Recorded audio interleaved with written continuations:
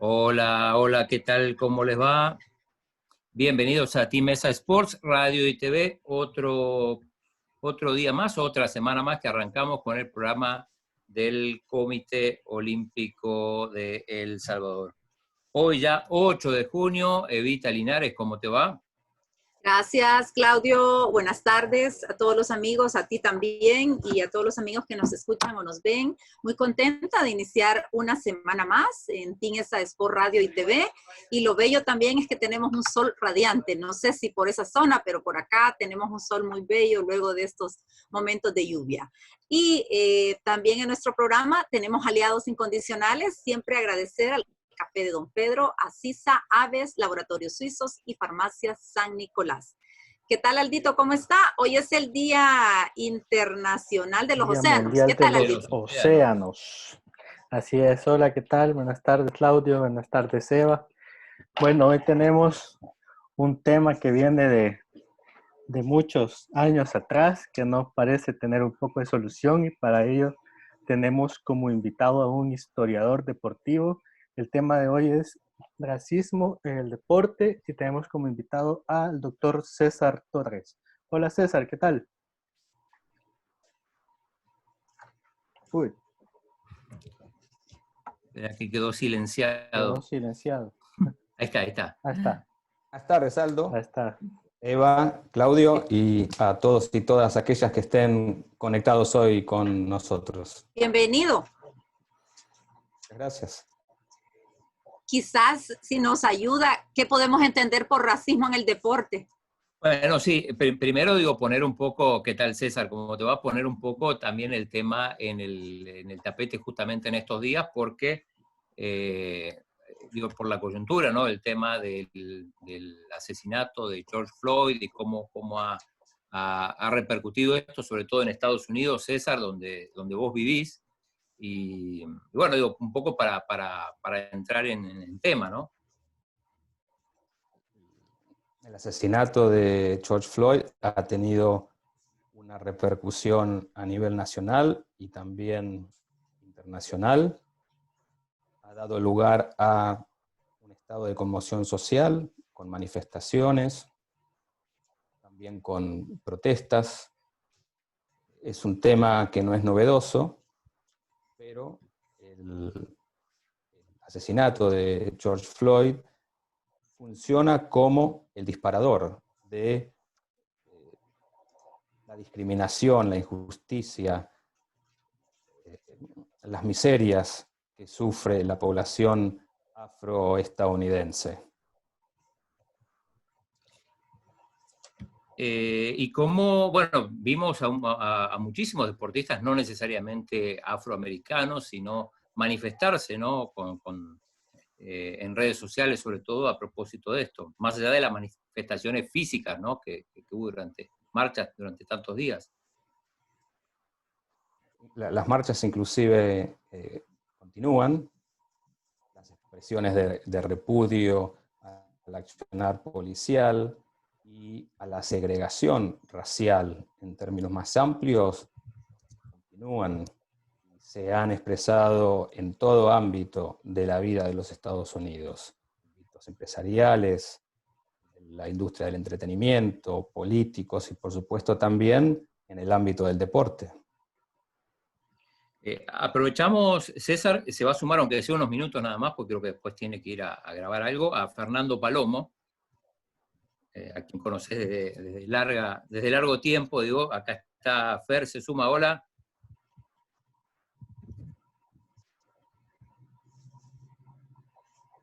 Espérame que un placer poder saludarlo a Fernando. Ahora se escucha, ¿no? Ahora sí. Perfecto. Bienvenido, Fernando. Gracias, Evita. ¿Cómo está, Aldo? Un gusto saludarlos. ¿Qué tal? Igual. Escuchando con mucha atención a César, que creo palabras que pueden ser tomadas tanto hoy como hace 52 años, quizás. Exactamente. Y inclusive algunos años atrás, aunque entiendo que te referís a una ocasión muy famosa que estaba también relacionada con la segregación racial. México 68 se convirtió en eso, César, en, digamos, una de los más reconocidos eventos de protesta política en un contexto en el contexto de un evento deportivo, en algo que pareció, y lo podrás explicar mejor seguramente, pero algo que pareció totalmente preparado, si bien venían sembrándose desde días y si no semanas antes las semillas para incluso hasta pensar que los afroamericanos no iban a participar de los Juegos Olímpicos por su repudio a las políticas, repudio a las condiciones de justicia social en su país propiamente, pero sobre todo a la política deportiva de quien manejaba el Comité Olímpico Internacional en aquel entonces, Avery Brundage, y el constante choque de poderes entre ellos y la dirigencia deportiva de aquel momento, resultó todo aquello, parecía ya como el escenario ideal para que existiera una muestra o demostración organizada, y no terminó siendo más que una muestra incluso hasta poco planificada. Muy espontánea de parte de Tommy Smith y John Carlos en aquel podio. Un grupo de deportistas, fundamentalmente de atletas, venía discutiendo qué tipo de manifestación se podía realizar en México. Por lo menos durante un año estuvieron en discusiones. Había muchos, fundamentalmente eran hombres, no había muchas mujeres que participaban de ese movimiento. Había un núcleo de deportistas y de entrenadores, y también había un sociólogo que se llama Harry Edwards, que de alguna manera fue el que lideraba en cuanto a la conceptualización y el sostén teórico de por qué la necesidad de una protesta. Pero el grupo no pudo decidir una protesta unificada y quedó a criterio de cada uno de los deportistas cómo manifestarse. Tommy Smith y John Carlos decidieron prácticamente a último momento alzar sus puños con un guante negro, descalzos. Todo tiene un contenido simbólico muy poderoso. El no tener zapatillas significaba, según ellos, la pobreza de la población afroestadounidense. El puño cerrado con un guante negro refería al Black Power o al poder negro. Este movimiento se llamaba el Proyecto Olímpico por los Derechos Humanos. Y si nos fijamos bien en aquella famosa fotografía de la entrega de medallas, después de los 200 metros planos, también se suma a la protesta un corredor blanco de Australia, se llamaba Peter Norman, fallecido ya, y él se suma con un escudo que lleva en su uniforme, una manera también de plegarse. Si bien esa es la imagen que tenemos de aquellos juegos, también hubo otras protestas, por ejemplo, la de Lee Evans, después de los 400 metros planos. Pero sin duda fue esta fotografía que estamos viendo. Ahí pueden ver, además de los puños de Tommy Smith y de John Carlos, en la parte izquierda del pecho de Peter Norman, el escudo, arriba del escudo de Australia, el pin, en el cual decía Olympic Project for Human Rights,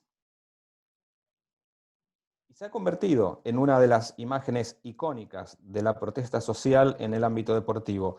Algo que es muy interesante de resaltar es que de acuerdo al artículo 50 de la actual Carta Olímpica, la Carta Olímpica vigente, este tipo de protesta no se puede realizar. Y hay que resaltar también que en el año 68, cuando sucede esta protesta, que es es genial desde el punto de vista que desestabiliza el simbolismo de la ceremonia de entrega de medallas. Esa ruptura del simbolismo es lo que hace que hoy sigamos hablando de esa protesta. Pero en aquellos años el Comité Olímpico Internacional, por ejemplo, no permitía que Sudáfrica participase en los Juegos Olímpicos por su política de apartheid. A pesar de ello, Tommy Smith y John Carlos son sancionados y son vistos como personas que estaban en contra del movimiento olímpico y sus valores, cuando podemos hacer un caso muy contundente de que su protesta está totalmente alineada y en coincidencia con los valores olímpicos. Y sobre todo si tenemos en cuenta lo que decía hace unos instantes, de que el Comité Olímpico Internacional no permitía a la Sudáfrica del apartheid participar en los Juegos Olímpicos precisamente por la política de segregación racial. Yo tengo una anécdota de esa historia del 68, de esta premiación incluso, porque el doctor César Moreno fue director de competencias del atletismo o para el atletismo de esos Juegos de México 68. Y me cuenta que el encargado o el designado a hacer la entrega de las medallas para los ganadores de los 200 metros, algo que según protocolo se define, no sé si horas antes o días antes, pero seguramente mucho tiempo antes de que se conozcan a los ganadores. El designado era ni más ni menos que Avery Brundage. Y a Avery Brundage, conociendo, anticipando lo que podía suceder en el podio, a Avery Brundage, su gente más cercana, su secretaria particular, era de origen mexicano, y lo era, y había estado con él por muchísimos años. Ella, comunicándose con quienes estaban cerca de los pasillos que conocían el camino hacia el campo, empezaron a intuir o a pensar que algo se estaba tramando. Y le hacen ver a la secretaria privada de Avery Brundage sobre la situación.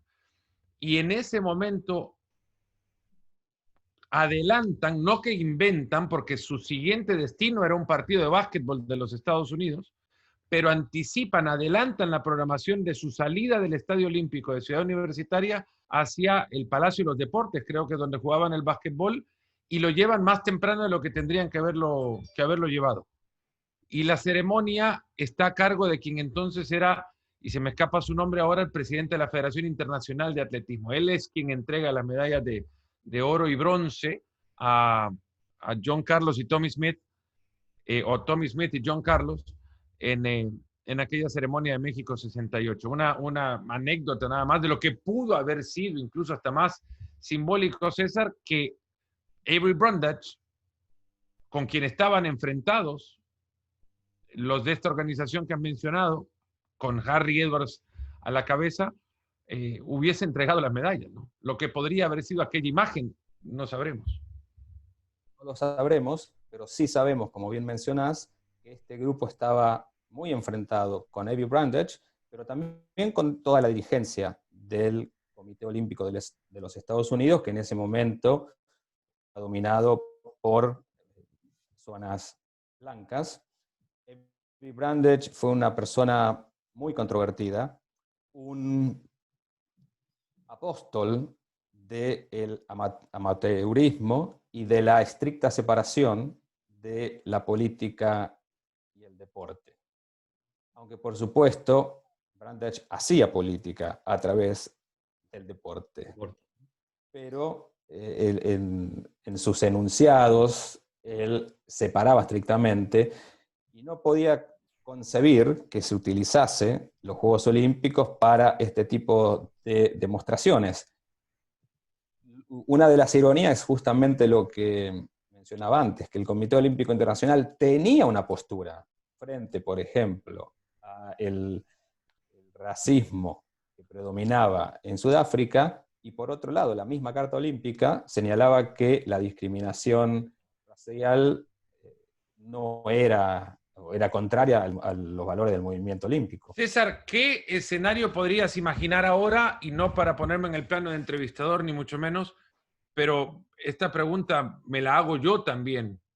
¿Qué postura política, porque se hace política desde el deporte, esto de mezclar deporte y política es conveniente nomás para cuando no quieren que alguien del deporte hable de política, justamente, pero bueno, la postura de política que va a tomar el Comité Olímpico Internacional de cara a Tokio el próximo año, y tomando en cuenta que lo que ahora se vive puede ser, y seguramente será, una parte de lo que se viva más adelante, no sé si disipándose su efecto o aumentando, pero algo se va a vivir dentro de 12 meses.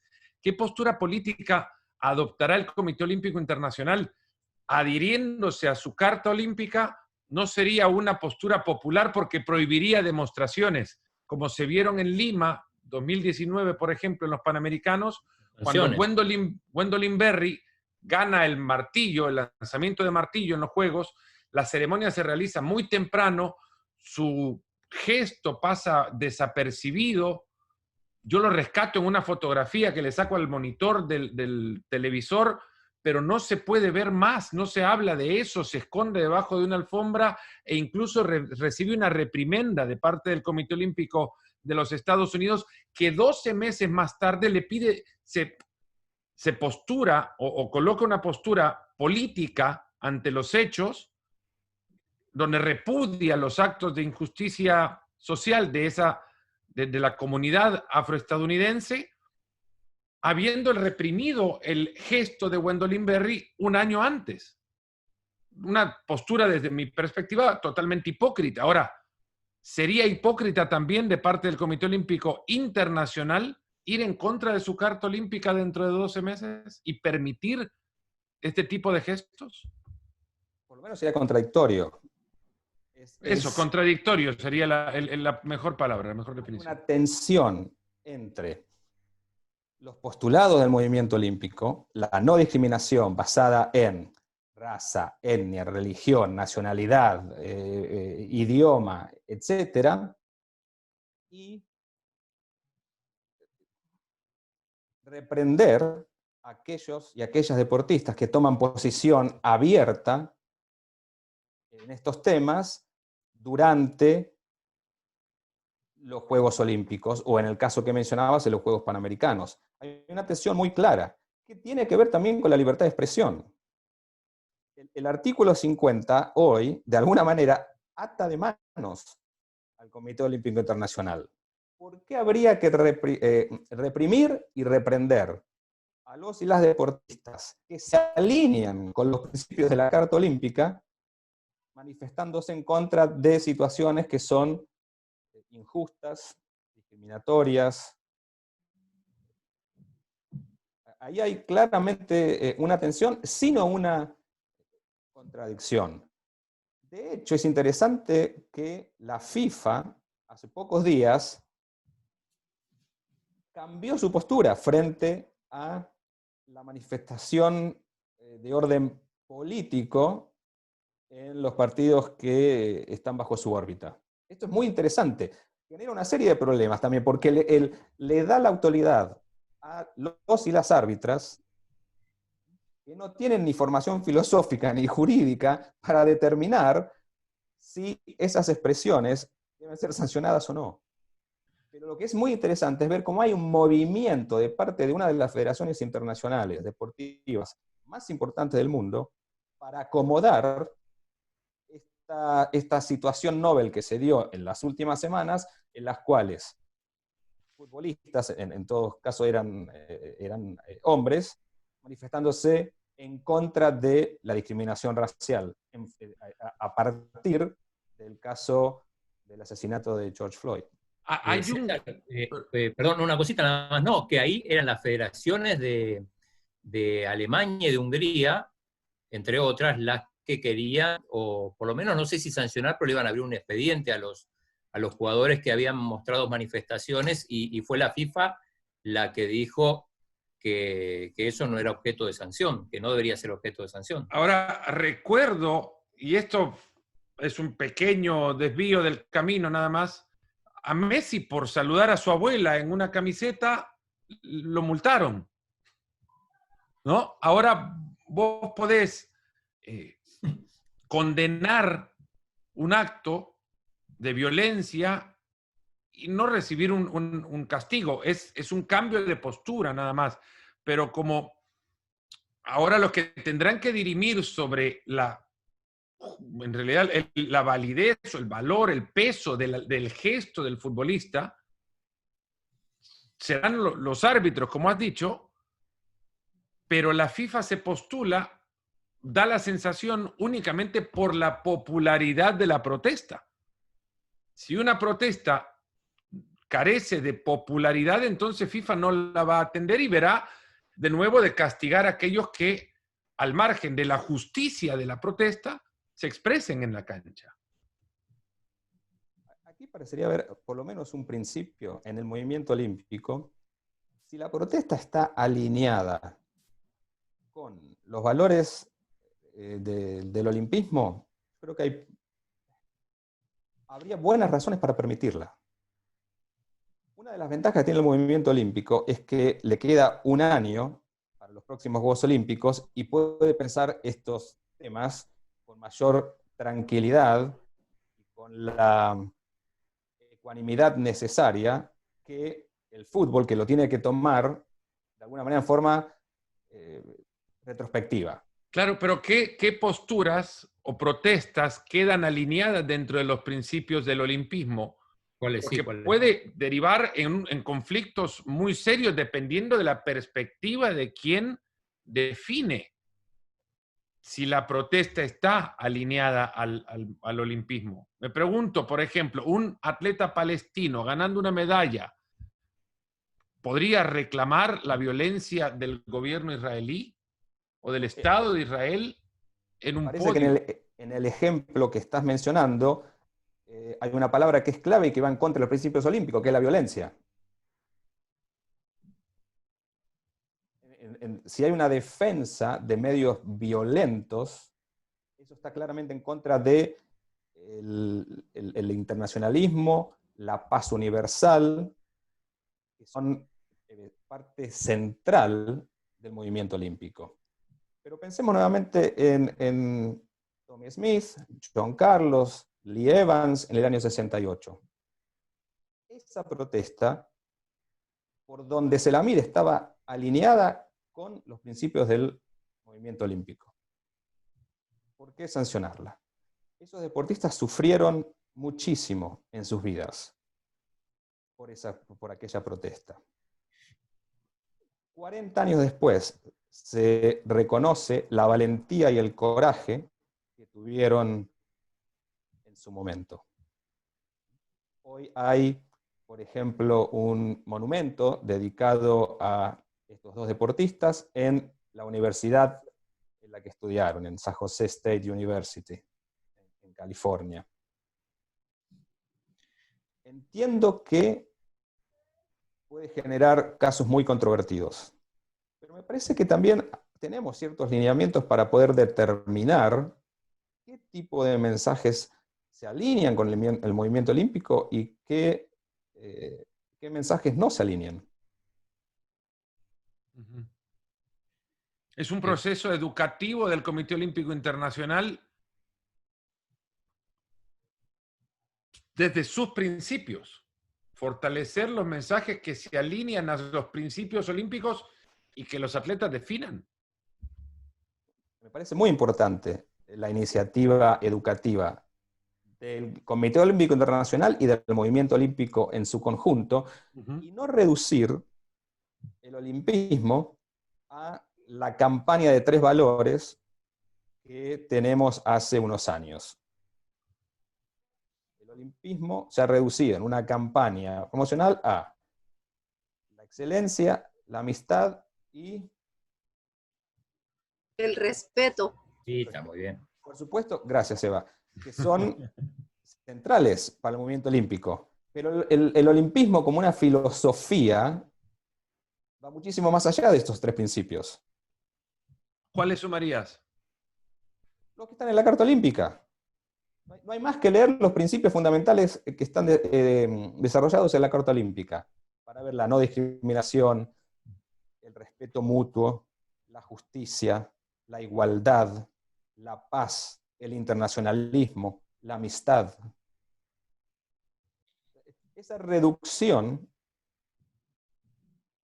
supersimplifica, en lugar de darnos cuenta cabal de la real dimensión del olimpismo. Pero el esfuerzo educativo es muy importante. Una pregunta a hacerse es, ¿qué es más deseable? ¿Sancionar la protesta o tomar el riesgo de que haya protestas que estén alineadas con los Juegos Olímpicos? En definitiva, queda abierto a cada deportista. Esto no quiere decir que vaya a haber más protestas. Sino y protesta tiene una connotación negativa. ¿Por qué no llamar a este tipo de expresiones afirmación de los principios olímpicos, de los valores olímpicos? Que tiene una connotación positiva. Los deportistas estarían en ese caso reafirmando valores que son centrales, constitutivos del movimiento olímpico. Que puede ser de tremendo valor incluso para el olimpismo mismo, el proponer al deportista reconocer primero los valores que forman su movimiento, el movimiento del cual son parte desde pequeños, que es el movimiento olímpico, y reafirmarlos en la competencia misma, eligiendo luego si tienen el don atlético de subir a un podio, si el podio puede ser el lugar en el que lo proyectan. Al final es por la proyección, lo pueden hacer en su lugar de entrenamiento, pero no hay cámaras filmándolos. Y además, y si no ganás, si no estás entre los 3 primeros, te quedás sin poder manifestarte. Claro, por eso. También tener en cuenta que el artículo 50 no solamente prohíbe las manifestaciones o expresiones políticas en las ceremonias de premiación, sino también en las ceremonias de apertura, de clausura, en la Villa Olímpica. Sí se permiten en la llamada zona mixta, donde el periodismo tiene acceso a los y las deportistas. César, ¿hubo otros más silenciosas demostraciones de protesta, repudio en los Juegos Olímpicos? Vera Shavslaska, por ejemplo, en gimnasia, bajó su cabeza permanentemente mientras sonaba el himno de su país, en lo que ella después dijo era una señal de protesta por la invasión de tropas soviéticas a Praga. Pero ¿conocés de otros eventos, quizás seguramente de menor proyección mediática que el de Carlos Smith en los Juegos Olímpicos? Recuerdo un garrochista polaco en los Juegos de Moscú, no recuerdo su nombre. Ahora te lo busco. En 1980, que después de uno de sus saltos, al pararse desde los colchones de recepción, hace un gesto, un corte de manga, así lo llaman al menos en Argentina, el gesto, Sí. en protesta por la fuerte presencia soviética en su país. Vladislav Kosakiewicz. Si usted lo dice, ese debe ser... No, lo acabo de ver, pero lo recuerdo perfectamente. Es más, fue la primera persona de la que aprendí que el gesto no tenía una connotación negativa. Kosakiewicz rompe el récord del mundo en esa competencia, en el Estadio Olímpico de Moscú, y en estos días me di a la tarea de ver todos los documentales olímpicos de todos los Juegos Olímpicos, porque había tiempo, y el salto, la competencia por su drama es parte del documental de la película oficial de Moscú. El salto de Kosakiewicz y el récord del mundo de Kosakiewicz es parte de la película oficial, pero nunca en la película se coloca ni el sonido local ni el sonido ambiente, que era un concierto de rechiflas que solo comparable a lo que vivió Lavillenie en Maracaná, cuando lamentablemente no en Maracaná, en Río de Janeiro, perdón, cuando en los Juegos Olímpicos lo abuchean antes de cada salto porque competía contra un brasileño. Pero no aparecen ni los abucheos o silbidos cuando se preparaba a saltar, ni aparece tampoco su gesto del corte de mangas cuando supera la varilla y cae en la colchoneta, en la película oficial. Hay varios ejemplos.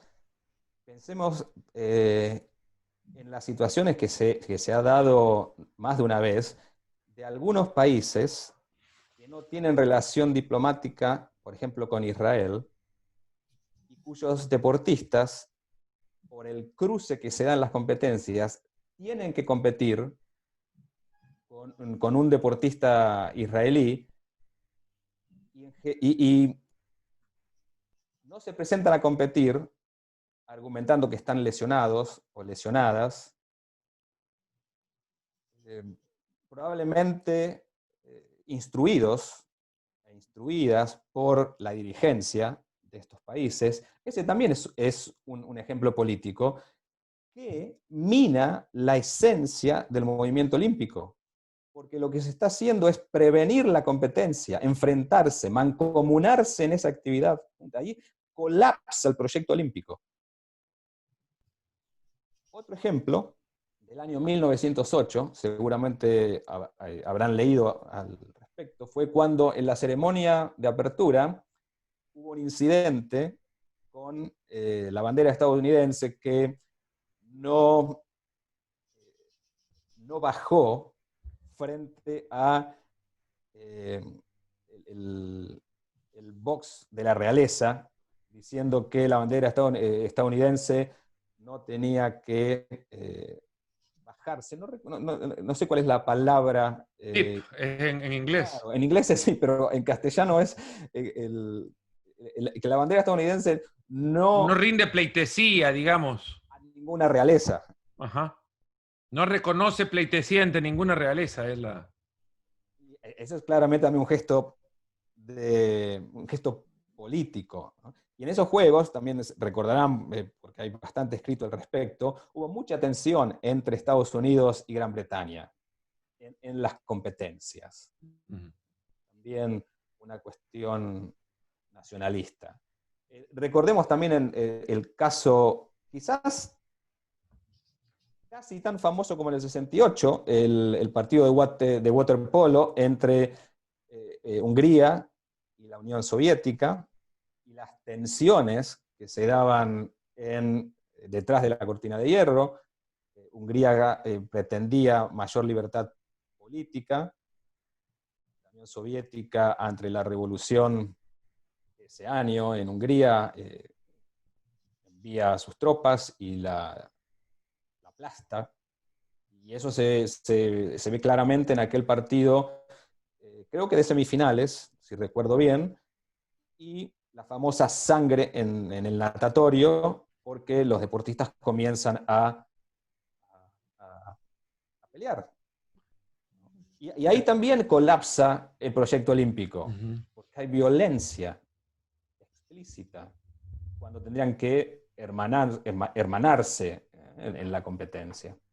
De todas las demostraciones políticas, si pudo haber una, y si fue incluso demostración política, fue la de Abebe Bikila triunfando en Roma, ¿no? Cuando décadas antes Mussolini había enviado tropas a Addis Abeba a conquistar a los etíopes, ahora decían que después de que centenar de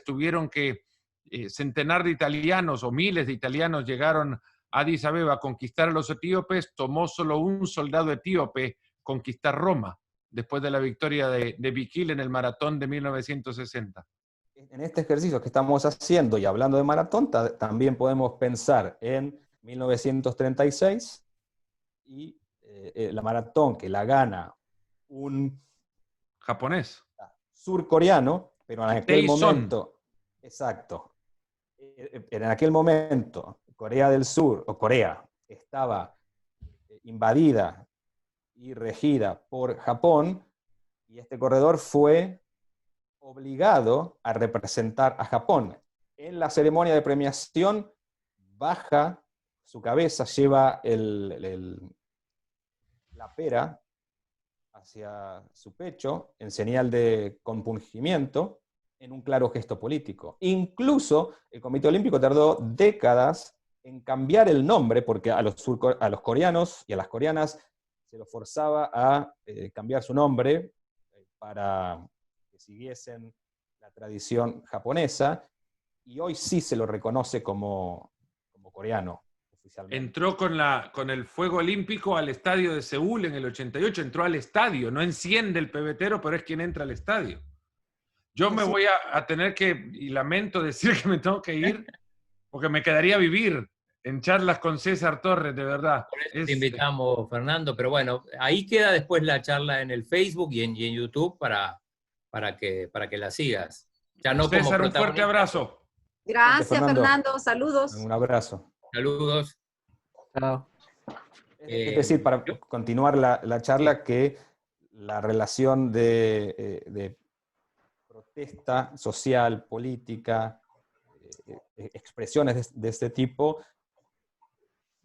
tiene la historia que tienen los Juegos Olímpicos modernos. César, cuando hablamos de racismo, normalmente siempre o generalmente, digo, y este es el caso de la coyuntura que decíamos de George Floyd, pero también la discriminación por el tema de raza no es solo contra la población afroamericana, ¿no? También la sufren otros. ¿Qué caso así se te viene a la mente? En Estados Unidos, por supuesto, el racismo trasciende a la población afroestadounidense, pero dada la historia de discriminación de 400 años, es en un lugar muy prominente. Pero pensemos, por ejemplo, en los pueblos originarios, en los pueblos aborígenes, que también son discriminados. Y ahí pienso en el caso de Jim Thorpe, en los Juegos Olímpicos de 1912. Se lo declara profesional después de los Juegos. Él gana 2 medallas, si recuerdo bien, en el pentatlón y en el heptatlón, si recuerdo bien. Y lo declaran profesional porque era un deportista multifacético, jugaba al fútbol estadounidense, también al béisbol. Y en algún partido de béisbol recibió una módica suma, le retira las medallas. Décadas después, creo que durante la presidencia de Juan Antonio Samaranch, el Comité Olímpico Internacional le devuelve a la familia sus medallas. Y si bien la excusa era que era profesional, y en aquel momento los profesionales no tenían permitido participar en los Juegos Olímpicos, indudablemente había también una tensión relacionada con la raza y con la etnia. Jim Thorpe era un nativo de Estados Unidos, era de un pueblo originario. Este es un ejemplo, como los Juegos Olímpicos también hubo discriminación en contra de personas no necesariamente afroestadounidenses. Evita. Quizás una pregunta que tiene que ver con los valores, quizás cómo evitar que muchas veces entrenadores y o dirigentes inconscientemente transmitan valores y o creencias o estereotipos racistas por factores socioculturales, capacidades atléticas o por desigualdad económica. ¿Qué nos puede decir al respecto? Como apuntaba Fernando antes, quizás es muy importante educar al educador y a la educadora, por supuesto. Es central que aquellos que están a cargo de los procesos de formación de deportistas y aquellos y aquellas que están a cargo de los procesos de alto rendimiento comprendan cabalmente de qué se trata el olimpismo y cuáles son los principios que lo sustentan. Estos valores no se aprenden espontáneamente, o si se hace en algún caso es un proceso mucho más dificultoso de lo que debería ser. Si los y las entrenadoras y quienes están a cargo de los procesos formativos están preparados para educar en los valores olímpicos, pues allí tenemos una oportunidad para que esos valores se transmitan en estos procesos. Y los comités olímpicos nacionales, las academias olímpicas nacionales son factores importantísimos en este proceso. César, el deporte, bueno, en cierto modo, ayuda también a unir y la otra vez hablamos de las mejores películas deportivas y bueno, salía el tema de Invictus como película, el libro de John Carlin. ¿Cómo lo ves eso? ¿Qué representa? La película da cuenta de la historia de discriminación en Sudáfrica, ¿no? De un régimen formalizado de discriminación. Y cómo el deporte tiene el potencial, no que necesariamente vaya a suceder, el deporte tiene el potencial de transmitir los valores y mancomunar. Pero tiene que haber una intencionalidad para que esto suceda. Sin esa intencionalidad, el potencial que tiene el deporte para mancomunar puede no materializarse. La ventaja que tiene el deporte es que asocia a dos grupos. Pensemos en lo que significa la palabra rivales, ¿no? Los rivales, yo pienso en la ribera, en un río. Comparten el río y están de uno y otro lado de la ribera, pero es más lo que los une que lo que los separa. Cuando uno acepta participar en el deporte, de alguna manera tiene la obligación de respetar no solamente el reglamento que hace posible la actividad, sino también al otro y la otra como un igual moral. Y acepta someterse a esas mismas normas, porque hacen posible la actividad. Reconoce estándares de excelencia. Y es posible aspirar a la excelencia porque estoy precisamente participando con otros y con otras esa actividad. Esto hay que enfatizarlo. En muchos casos utilizamos, y en esto el periodismo tiene un papel muy importante, enfatizamos la contienda más que la mancomunación. Y utilizamos metáforas que tienen que ver con la guerra para describir estas situaciones. Y quizás haya que utilizar otro tipo de lenguaje para dar cuenta de la complejidad de la competencia deportiva y de la competencia olímpica. Lenguajes que sean más inclusivos, que den cuenta nuevamente de esa complejidad, que se aparten de lo violento, de construir al deporte como una situación de conflicto.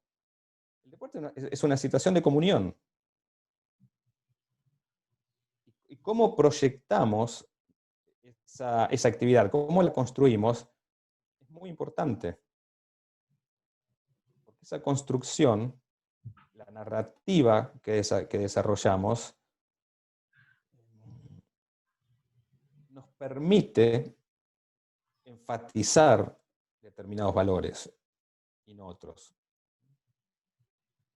Como decía un antropólogo cultural que estudia los Juegos Olímpicos, se llama John McAloon, necesitábamos más movimiento olímpico y menos industria olímpica.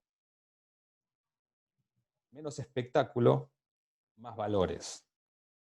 Enfatizar más en el movimiento olímpico y sus valores y menos en la industria y el espectáculo. Evita, creo que tenés ahí unos saludos antes de seguir con otra pregunta. Sí, nos está viendo Ana Enríquez, entiendo que desde Ilopango, la profesora Sandra Valiente, William Alexander Sánchez, nos ven desde Sensuntepeque, Cojutepeque, también de San Miguel, el profe Ricardo Sosa, y dice también Fit Ámbar, se ha dado mucho con atletas mexicanas, entiendo que es el tema que estamos conversando. Sí, Senia Estrada, la ciclista, también estoy viendo, Oscar López, Isis Rodríguez, bueno, Guayo Palomo está viendo, dice acá, no sé si... Saludos al presidente que, bueno, a veces se incorpora, esta vez se ve que está, a lo mejor está manejando. Está. Así que saludos al presidente. Y Evita, sí, tenías otra pregunta para César. El doctor César habló de violencia y el racismo en el deporte muchas veces provoca violencia. Se ha visto en situaciones de fútbol o, por ejemplo, cuando el de tenis, no sé si Aldito o tú me ayudas, cuando le dijo que recogiera las pelotas a la niña y se produjo una situación así como que no le pareció muy bien. Entonces, ¿qué podemos hacer también desde la óptica no solo de los propios atletas, sino que incluso para calmar, para evitar situaciones de violencia, calmar, e incluso los aficionados? La discriminación genera violencia, pero también es un acto violento en sí mismo. O sea, que hay dos dimensiones. El primero es que discriminar negativamente es un acto violento. Y después está la violencia, como mencionaba Eva, que se genera a partir de algunos hechos de discriminación. Nuevamente, creo que es importantísima la función de la educación en estos casos. Lo punitivo no da el resultado esperado. Esto no implica que no haya que sancionar cuando se cometen actos de injusticia racial. Pero lo punitivo solamente tiene un poder muy limitado. En cambio, la educación y el cambio actitudinal tiene muchísima más potencia y nos permite ser un poco más optimista para el futuro. César, bueno, no sé si Aldito tiene una pregunta, bueno, cualquier cosa nos interrumpís. ¿Crees que, bueno, que todas estas manifestaciones, esto que ha pasado con George Floyd, puede ayudar a cambiar algo? ¿O después se olvida y dentro de un año nadie más se va a acordar? ¿O será una cosa así para el recuerdo? Esperaría que no, que eso no suceda. Por lo pronto visibiliza la injusticia racial en los Estados Unidos y es probable que a partir del asesinato de George Floyd en otros países también se comience a pensar o se repiense las discriminaciones que sufren determinadas poblaciones. Que abre una perspectiva de reflexión.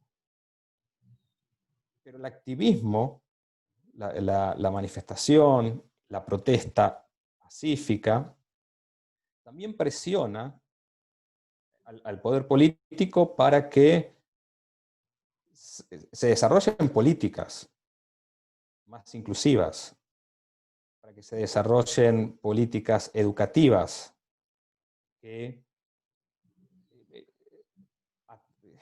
afronten este problema de la discriminación. Habría que pensar en El Salvador, ¿existe la discriminación racial? Sí, no, ¿cómo? ¿Dónde? ¿Y qué tipo de planes y de políticas públicas se pueden desarrollar?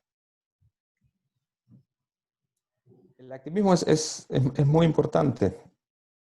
Una de las razones por las cuales aquí quienes se manifiestan justifican la manifestación es que sin la protesta, sin la manifestación, el tema se diluye. El tema se pierde. La cuestión es lograr cambios estructurales, sistémicos. Por supuesto, lo individual es muy importante. Pero, por ejemplo, ¿qué cambios sistémicos se pueden realizar en la estructura policial para que no se discrimine a la comunidad afroestadounidense? ¿Cuál es el entrenamiento que reciben los oficiales y todo el personal policial? Son sensibles a estas diferencias. Se pueden comunicar adecuadamente con poblaciones diferentes. Se trabaja con la comunidad. Y por supuesto, en la medida en que mejoran las condiciones de vida de estas personas y de estas poblaciones, es probable que también haya menos casos de violencia racial. César, aquí en Rogelia Bravo nos dice, en Guatemala es altísima el tema de la discriminación. Bueno, vos conocés Guatemala, estuviste hace unos años.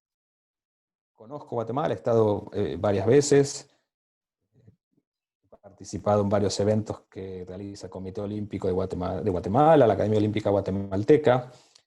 No conozco en profundidad la dinámica social, pero creería que en América Latina existe un problema serio de discriminación racial, diferenciado de acuerdo a las realidades de cada país, pero pensemos en los pueblos originarios. ¿Cuán representados están los pueblos originarios, por ejemplo, en el gobierno, en los gobiernos, en el sistema de salud, en el sistema de educación, en el sistema judicial? ¿Cuál es el acceso que tienen a estos sistemas? César, ¿y por ende esto se traslada al deporte también? ¿O no necesariamente? Tendrán que ayudar ustedes, por ejemplo. Pensemos en El Salvador, de las delegaciones olímpicas, Juegos Panamericanos, Juegos Centroamericanos. ¿Cuál es la composición social? ¿Quiénes son los que acceden a representar a El Salvador en estas competencias? ¿Y por qué? Lo mismo habría que pensar en Guatemala, en Costa Rica, en Perú, en Argentina. Para eso también es importante investigar, tener una buena radiografía de la situación. ¿Quiénes son los entrenadores y las entrenadoras? ¿Cuál es la composición, no solamente el origen socioeconómico, sino también de género? ¿Están las mujeres representadas, subrepresentadas? ¿En qué áreas? De manera que mi especulación es que esto se traslada al deporte. Porque el deporte no está aislado de la dinámica social más amplia. Y César, ¿podemos tener algún país, el que mejor maneja el tema de la discriminación, en el sentido que no hay, que uno no lo nota para nada?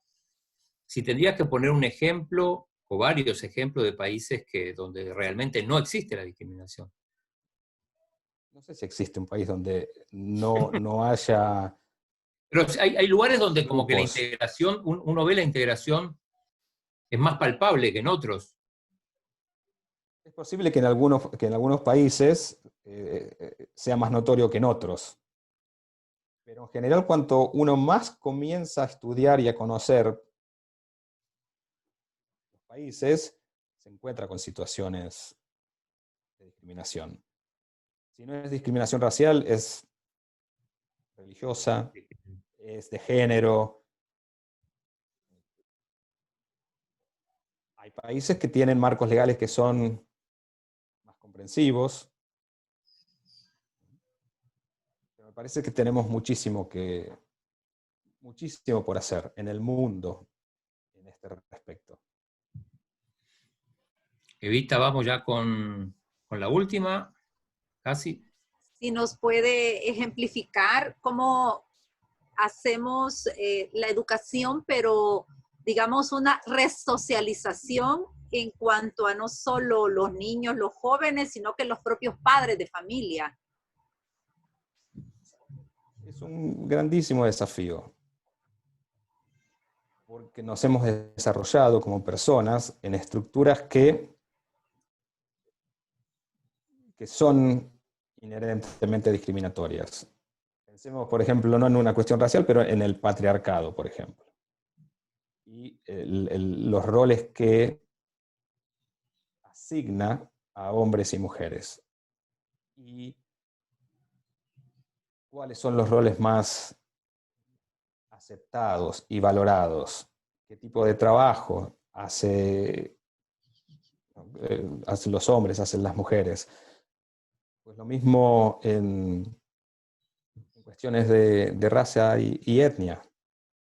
¿Quiénes acceden a las oportunidades que hablábamos antes, de educación, de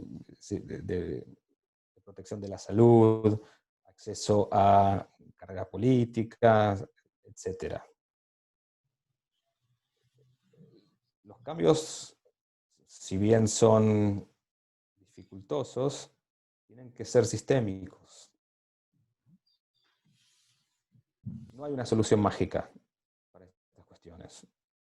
Son procesos muy largos, que involucran cuestiones jurídicas, políticas, sociales, económicas, pero creo que vale la pena que imaginemos sociedades más inclusivas, más justas, más democráticas, más libres, en las que todos y todas nos podamos desarrollar plenamente como personas, independientemente de nuestro origen nacional, nuestro color de piel, la lengua que hablamos. Y ese es el desafío que tenemos todos y todas como comunidad, en conjunto. No podemos esperar que el cambio suceda, sino que tenemos que también nosotros, nosotras, convertirnos en agentes de cambio. Y el deporte puede colaborar en ese cambio. Y por supuesto también el movimiento olímpico. Bueno, César, te agradecemos mucho desde el estado de Nueva York. La otra vez que llamamos justo era plena pandemia con la ciudad de Nueva York, más que el estado como foco de atención. Ahora otro tema de actualidad como el tema de George Floyd y el racismo. Así que, bueno, gracias. Siempre es un placer platicar contigo, César, y bueno, ya te contactaremos otra vez para algún otro tema. Siempre nos iluminas con tu sabiduría, así que mil gracias. No sé si Aldito, hoy no hay noticia deportiva, no tenemos ninguna No noticia tenemos ninguna. olímpica así trascendental. No. Entonces aprovecho para Sí. saludarlos a ustedes tres, pero también a la audiencia por la invitación a participar en el programa. Es siempre un placer dialogar con ustedes. Dos cosas. Primero, bueno, Guaido Palomo, que manda saludos, y le mando abrazo a César. El deporte debe ser ciego.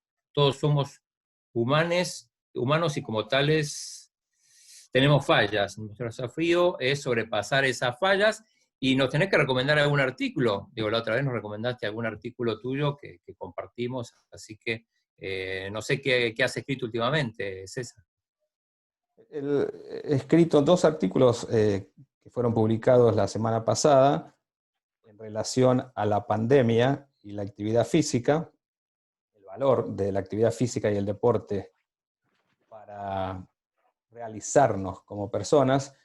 Y también escribí un artículo sobre un tema interesante, el regreso del fútbol en Alemania y cómo se ha entrometido en este proceso la manipulación de sonido ante la falta de público. Cómo la industria del fútbol, y en especial la televisión, genera sonidos apócrifos que toma de otros partidos y los utiliza para proveerle a la transmisión de un clima de un partido que se desarrolla con público. Acá lo hizo Metapan, pero en el estadio puso directamente un speaker, un bafle, con grabaciones de la gente alentando, pero no en el estadio, así que fueron unos adelantados. Saludos también a Ricardito Menéndez, que escribe. Así que bueno, vamos a compartirlos entonces, César. Entonces, una vez más, muchas gracias. Nosotros nos despedimos hasta mañana, Evita. Sí, nos despedimos y siempre agradeciéndole a nuestros patrocinadores incondicionales, aliados del Comité Olímpico, Farmacia San Nicolás, Laboratorios Suizos, AVE, CISA y el Café de Don Pedro. Hasta mañana. Muchas gracias. Hasta mañana. Hasta mañana.